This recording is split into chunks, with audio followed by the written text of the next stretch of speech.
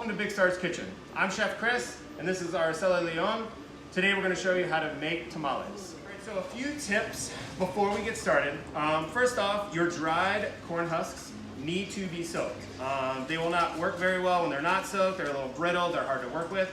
So what I like to do is take a shallow pan like this. You can use a bowl. It doesn't matter if it's plastic, metal, doesn't really matter.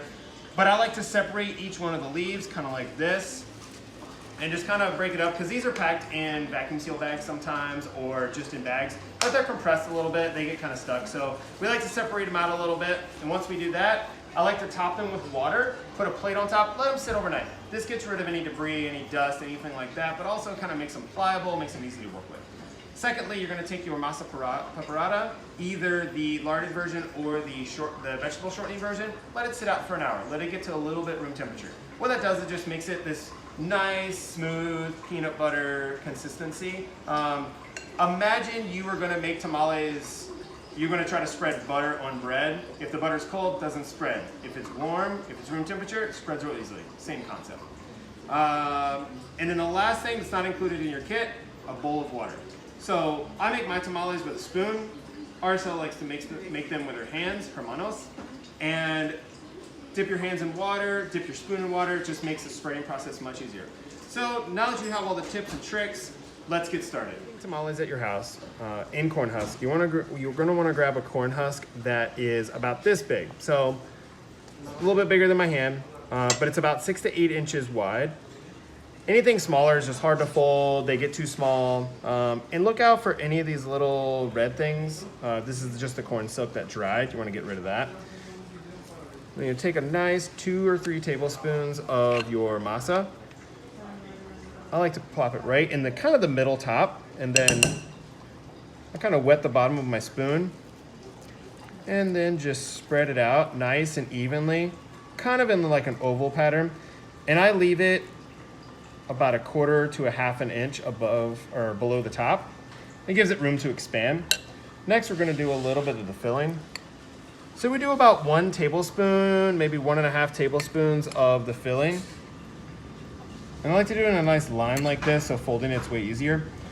And then when you're sealing it, you're going to fold over one side, fold over the other side, so you create a nice seal.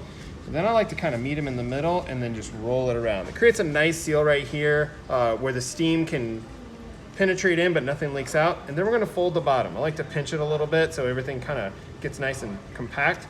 Fold it up, but don't worry if you don't fill it to the top or it's not as tight as you want it to be. It'll expand a little bit and kind of fill in all the gaps and everything, and then we're going to load it into our tamale pot. So when we're loading our tamale pot or your steamer or your large pot with, sometimes you can put a plate in the bottom, I like to line the bottom with some soaked corn husks. Kind of keeps anything from falling through the cracks, kind of keeps the steam nice and even, keeps anything from scorching on the bottom. So then we're gonna load them up, we're gonna stand them up, and the reason for standing them up is if we were to lay them down and they stack on top of each other, the steam can't get to the middle ones, but when you stand them up like this, the steam can kind of rise up through the middle of all of them. They all get evenly cooked. So that's how you end up with evenly cooked tamale masa through every single one of them. Now in your instructions, we told you to keep track of which tamales were which when you're making them. This is when this comes in handy. So when you're loading your pot, I like to differentiate which ones are which, kind of where the pot is, and then maybe I'll write it down somewhere. Maybe I'll just remember. We're gonna add a little bit of water. I like to add about 1 inch of water to the pot. You just don't want it to touch the tamales. If it touches the tamales, you're kind of boiling them. It kind of turns out mushy. You don't want that. You want it to steam. You don't want it to boil. So then once we do that, we're going to add a little plastic wrap to the top of it, just a tiny bit. And we're going to put a tight fitting lid on there. And then we're going to steam it for 30 to 45 minutes. All right, so now that we've steamed our tamales for 30 to 45 minutes, we need to check to see if they're done. So carefully remove the lid, and even more carefully removing the plastic wrap. And then we're gonna just take one of these guys out, and then you're gonna wanna open it up. You see, this is all cheese, delicious, delicious cheese.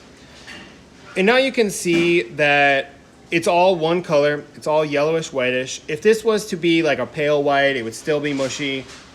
This is nice and firm to the touch. If it was mushy, if it was white, it'd be underdone. So what we'd want to do is we want to carefully wrap it back up and we want to add it back in. But this guy's ready to eat and I'm hungry. So when you're eating a tamale, very important, just like we were checking it, we're going to unwrap it. This part's inedible, just so you guys know. This guy is very edible and delicious.